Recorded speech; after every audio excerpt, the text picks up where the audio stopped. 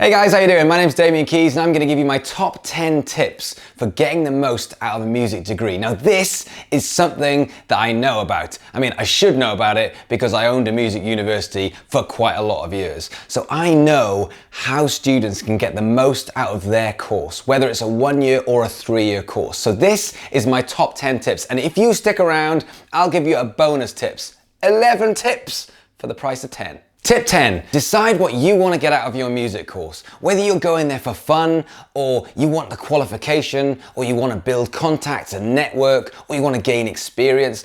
All of these are valid, but you need to put them into a priority and decide what's the main reasons that you are going to music college. Tip 9, know what your career plan is, and if you don't know, then make that a priority. Now back in the day, which was a Wednesday, whilst I was at BIM, we had a band that came to the college that was called The Kooks. Now I had a meeting with Luke, the singer of The Kooks, very early on, and he was very focused and very clear of what he wanted from the course. He said, I want to get in, I want to learn what I need to know, and then I want to get out and put that into practice so that I can be successful, which is exactly what they did. Now it's too easy to get sucked into the day-to-day and all of a sudden spat out the other end a few years later with a qualification and no career. It's not enough. So what you need to do is you need to have a career plan of what you're working towards from the start. Tip 8, set projects up to practice. You are there to learn, and it's okay to have allowable failures. It's okay to fuck up sometimes. That is why you're there. You're there to learn, to experiment, to start putting things into practice and actually building your experience through learning. So don't just set up a band and then try and take over the world. If that happens, brilliant, but we're there to gain experience. So set up loads and loads of ideas and projects and collabs and work with people so that you can take what you're learning every single day and put that into practice. Tip 7, start on day 1. I cannot tell you how important this is because I can't tell you how many meetings I've had with students halfway through their 3rd year when the shit is hitting the fan and everything's getting hardcore because the exams are getting real close and everything, the pressure is rising, and all of a sudden panic sets in of what they're going to do after the course. Too fucking late. That's just, you fucked it. That is not good enough. You have to be thinking about this from day 1. So as soon as you start day 1, you are there to work and you are there to learn and you are there thinking that that is the first day of your career. Tip 6, you might not be the best player, but you can make yourself into the best option. You can make yourself the most employable person. And the way you do that is not just the playing, it's also things like being the most reliable and dependable and loads of other words that end in "ible."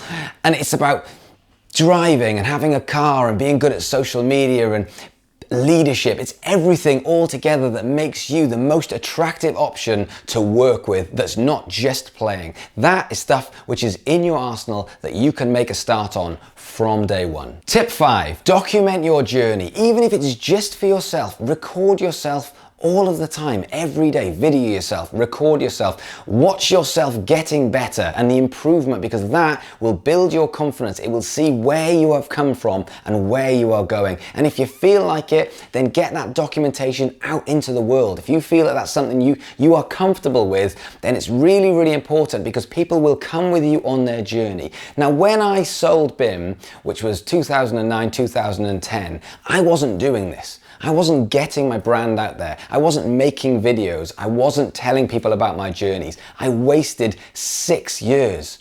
I'm fucking livid about that. I could have made so much more damage. I could have had so many more contacts. I could have engaged with so many more people in the last 6 years, but I didn't. So document, tell people about your journey, tell people about your story, and record yourself every day and see the progression of you getting better and better and better all of the time.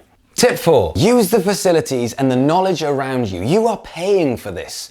So therefore, you need to get as much out of it as possible. If there's practice rooms, you book them up. If there's tutorials, you book them up. If there's times that you can get in front of a tutor and pick their brains, you do that. If there is an opportunity to be had because you are squeezing the lemon of all the opportunities that are there, you do it. You are paying for this, so get your money's worth. Tip 3, practice. I know that's an obvious thing to say, but I see so many bands and musicians getting caught up in the marketing and the fun and the parties and everything else that they forget to actually sit there, guitar in hand, drumsticks in hand, and actually practice with a good practice schedule. Now, if you are at a music college, you will have some amazing teachers that you can go to and say, this is where I'm at, this is where I want to go to, what should I do? And they will help you put together a really strong practice routine, and it is up to you to stick to that practice routine. But don't forget, yes, you're building a band, yes, you're building a career, oh, that's brilliant, but a big part of this is you being the best musician you can be, and the best way you can do that is simply practice, practice, practice. Tip 2, go to every masterclass and every optional class that's available to you. Not just because you're getting your money's worth, but these are opportunities. You would not believe, whilst I was at BIM and whilst I was at ACM, how many extracurricular activities were put on for people to not turn up. And the people who did turn up were noticed. I would notice every single time. I would notice the people who were really excited to be there. Because that is the attitude that you need in the music industry. Probably the toughest industry outside professional sport. People notice these things. There are opportunities everywhere, but only if you put yourself forward for them. So put yourself forward for everything, every masterclass, every extra class, and if that means learning extra singing or extra guitar playing if you're a drummer, then just do it. Because someone might say something or someone might have an opportunity at that moment whilst you are standing right in front of them that might go in and might change your career and might change your life. And tip number 1, have fun, enjoy the process. It's okay to party. In fact, partying is a great way to network, to meet more people, and to have more opportunities from those people around you who like you because you're enjoying yourself. But let's face it, this is a long-term career thing. That's what we're here for. So let's not lose sight of that, and everything in moderation.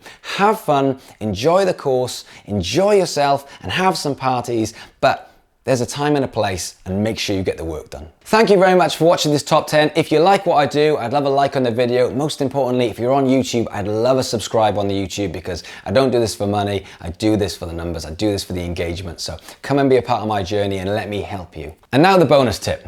You are the customer. In fact, you are the paying customer. And if there's something that you are not happy with whilst you are on this course, you need to take action. And this is not just coming from me, who's someone that's been in music education for a long, long time, but this is coming from someone who's managed music courses and also owned the entire university.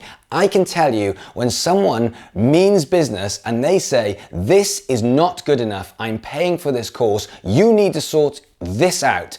I can tell you, squeaky bum time, your arse cheeks start flapping and you shit yourself, because social media, I genuinely wanted everyone to be happy on my course. I wanted them to get the things that they wanted whilst I was there. However, sometimes things go wrong. And we, as people who own colleges, as people who manage colleges, we're the people who have to fix these things. And you are the paying customer, and you have the power. I know a big college seems scary when you're one student, but I can promise you, when you march into an office and you say, this is not good enough, people will take note. So if you're not happy with something, you have the power to be able to fix it. Thanks very much for watching, and I'll see you guys tomorrow.